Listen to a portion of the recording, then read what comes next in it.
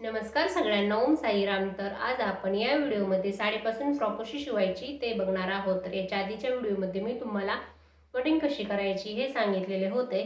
तर तो व्हिडिओ तुम्ही पाहिला नसेल तर या व्हिडिओच्या खाली जे डिस्क्रिप्शन बॉक्स आहे त्याच्यामध्ये मी त्या व्हिडिओची लिंक दिलेली आहे, तर तुम्ही तो जाऊन व्हिडिओ नक्की पहा. आज आपण या फ्रॉकची पूर्ण शिलाई बघणार आहोत. तर तुम्ही हा व्हिडिओ स्किप न करता पूर्ण बघा आणि माझे तुम्हाला व्हिडिओ आवडत असतील तर चॅनलला लाईक शेअर सबस्क्राईब करा. चला तर मग आता आपण व्हिडिओला सुरुवात करूया. तर बघा, इथे आपण हे आधीच्या व्हिडिओमध्ये हे कटिंग पाहिलेली होती. तर आता बघा आपण याची स्टिचिंग कशी करायची ते बघणार आहोत. तर बघा, हे पूर्ण साडीचं आणि मेन अस्तरचा कपडा आहे. तर तुम्ही आता पूर्ण साईडला ठेवून देते. हे बघा, हा समोरील भाग आहे. आपल्याला समोरील भागाला इथं असं थोडीशी डिझाईन करायची आहे, म्हणून मी साडीची जी लेस आहे का ती घेतलेली आहे आणि ही आतमधून अटॅच केलेली आहे. तर अशा प्रकारे तुम्ही जर लावाल तर याची फिनिशिंग ही छान येईल आणि आपण अशी रेडीमेड जशी फ्रॉक असते तशी ही याची स्टिचिंग होईल. तर बघा, अशा पद्धतीने आपल्याला हे पूर्ण पिनअप करून शिलाई देऊन घ्यायची आहे. हे बघा, आपल्याला गळ्याचा आकार खराब करायचा नाही, अशा पद्धतीने हळूवारपणे आपण शिलाई देऊन घ्यायची आहे.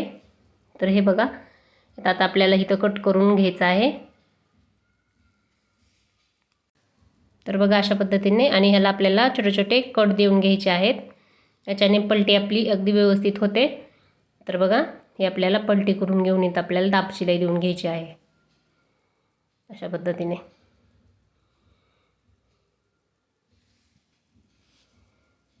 अगदी हळूवारपणे आपल्याला हे गळ्याचा आकार खराब होऊन द्यायचा नाही आहे. अगदी हळूवारपणे आपल्याला इथं शिलाई मारून घ्यायची आहे.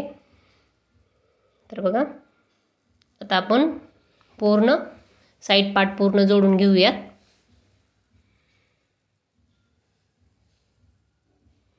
हे बघा, डेली यूजसाठी खूप सुंदर अशी फ्रॉक तयार होते याची.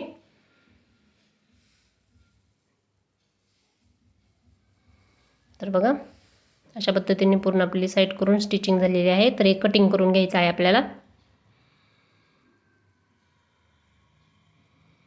तर बघा, आणि आता आपल्याला जे बॉर्डर लावली होती त्याला साईडकडून फिनिशिंगसाठी फोल्ड करून घेऊन एक दाब शिलाई देऊन घ्यायची आहे. हे बघा, अशा पद्धतीने पूर्ण दोन्ही साईडला आपल्याला थोडे थोडे फोल्ड करून इथं अशा पद्धतीने इथं दाब शिलाई देऊन घ्यायची आहे. याच्याने बघा, समोरील भाग हा किती एकदम ॲट्रॅक्टिव्ह आणि एकदम सुंदर दिसत आहे. तर बघा, आता तशीच खालील बाजूस आपल्याला शिलाई लावून घ्यायची आहे आणि जे एक्स्ट्रा कपडा राहिलेला आहे तो कट करून घ्यायचा आहे.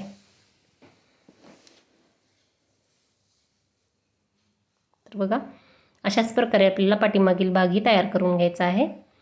सेम त्याच पद्धतीने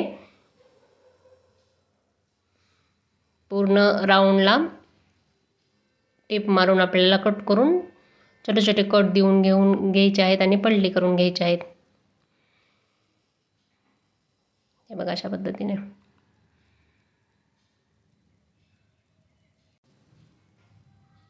तर बघा, अशा पद्धतीने पूर्ण आपल्याला याला दाब टिप देऊन घ्यायची आहे.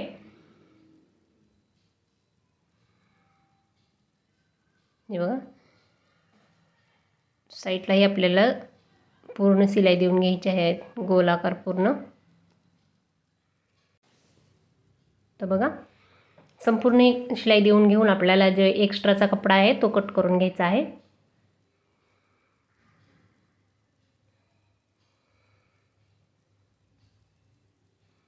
तर बघा, दोन्ही पार्ट आपले तयार झालेले आहेत. तर आता आपल्याला ह्याला अस्तर जोडून घ्यायचं आहे. तर समोरील भाग हा आपल्याला उलटा ठेवायचा आहे. जिकडली साईडला अस्तर आहे तिकडूनच अस्तर ठेवून घ्यायचं आहे आपल्याला. तुम्ही अशा पद्धतीने जर शिलाई केली तरी फिनिशिंग एकदम रेडीमेड फ्रॉकसारखी येईल. तर बघा, सुरुवातीला आपल्याला 1 ते 1.5 इंच प्लेन सोडून द्यायचं आहे. प्लेट टाकायच्या नाही आहेत त्याच्यात. तर बघा, त्याच्यानंतर आपल्याला प्लेट टाकायला सुरुवात करायची आहे. प्लेट आपल्याला ॲडजस्ट करून टाकायची आहे, जेणेकरून आपल्याला जेवढी कंबर आहे त्यात एकदम सफिशियंटली होतील. बघा, इकडल्या साईडला आपल्याला 1 ते 1.5 इंच अंतर ठेवून प्लेन सोडून द्यायचं आहे. तर बघा आता साडीचा पार्ट घेतलेला आहे, तर साडीच्या ह्याला पण आपल्याला सेम तसंच करायचं आहे. 1 ते 1.5 इंच अंतर सोडून आपल्याला इथं प्लेट टाकून घ्यायचे आहेत. तर बघा आपण डायरेक्ट फ्रॉकवर जरी लावलं तरी काहीच हरकत नाही, पण हे तुम्हाला दाखवण्यासाठी मी साडीच्या ह्याला वेगळ्या प्लेट टाकून घेतलेल्या आहेत. एकदम छोट्या छोट्या अशा प्लेट टाकून घ्यायच्या आहेत. एकदम लास्टला आपल्याला थोडासा कपडा सोडून प्लेन करायचं आहे. तर बघा आता अस्तर हे आपण खालच्या साईडला लावलं होतं, तर साडीचा कपडा आपल्याला वरच्या साईडला लावून घ्यायचा आहे. त्याच्यानंतर आपल्याला वरून ह्याला दाब टिप देऊन घ्यायची आहे. एकदम प्रॉपर इथं बसलेलं आहे. पूर्ण प्लेट आहे खूप सुंदर पडलेल्या आहेत. तर बघा ॲज इट इट पुरलेलं आहे. त्याच्यानंतर आपल्याला हे सगळं आतमधल्या साईडला टाकून वरून आपल्याला याला दाब शिलाई देऊन घ्यायची आहे.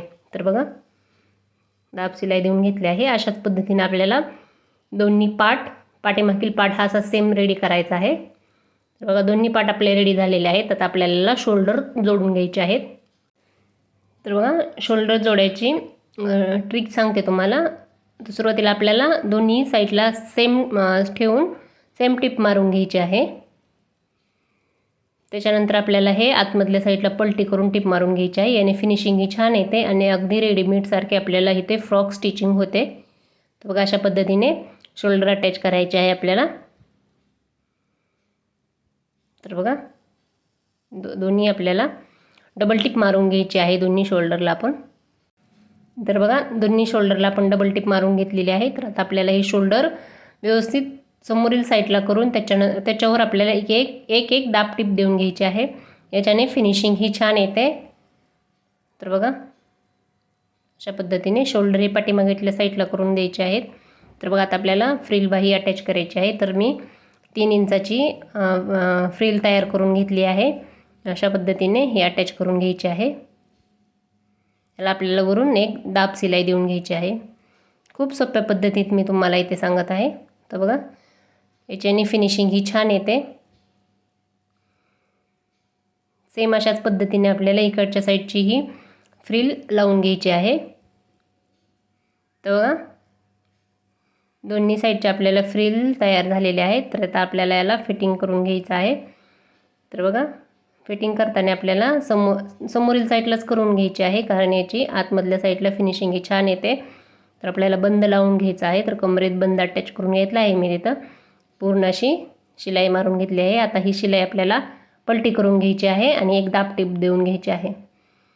तर इथं बघू शकता तुम्ही फिनिशिंग ही खूप सुंदर येत आहे याने. हे बघा जो एक्स्ट्रा आपला बंदाचा कपडा होता तो कट करून घ्यायचा आहे आणि इथं दाब शिलाई द्यायची आहे.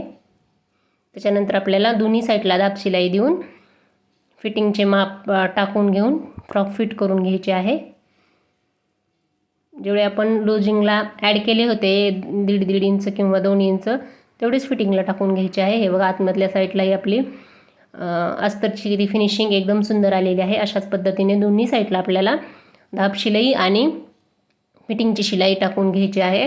तर बघा माझी पूर्ण अशी फ्रॉक रेडी झालेली आहे. तर त्याचा मी तुम्हाला वेअर केलेला व्हिडिओ आता दाखवते. तर बघा किती सुंदर असे एकदम परफेक्ट फिटिंगमध्ये आपली ही फ्रॉक तयार झालेली आहे. तुम्ही जर माझ्याच पद्धतीने कटिंग आणि स्टिचिंग केली तर तुमची ही फ्रॉक एकदम परफेक्ट येईल.